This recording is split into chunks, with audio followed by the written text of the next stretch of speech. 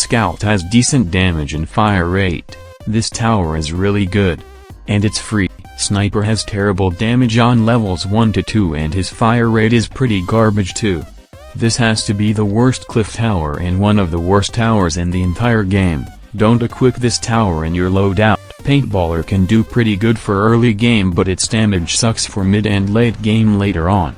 It is a mediocre splash tower in my opinion. Demo Man has to be the best splash tower out of all the other splash towers, as it does really good damage and is dirt cheap.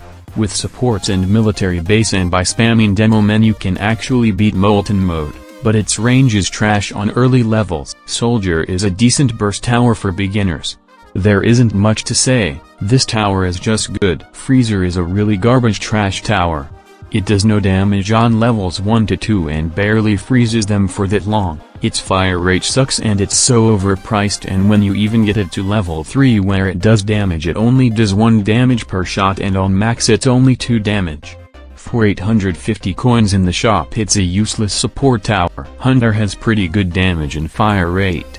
It also can detect flying enemies, making this tower really good for the nights and really useful when you're trying to kill the bats. Ace Pilot has to be one of the best towers in the game. First off, it's really cheap in the store and it does excellent damage and its bombs are up. Its fire rate is insane, and on level 4 it can give towers hidden detection at the start of the wave. This flying tower is an amazing tower for hardcore too. For a support tower, Medic isn't really that good. Its damage and fire rate is meh. Yes, it can heal your base by 5 health, but seriously, let's be real. There are a million enemies that have more health than your whole base health, so the healing base health is worthless.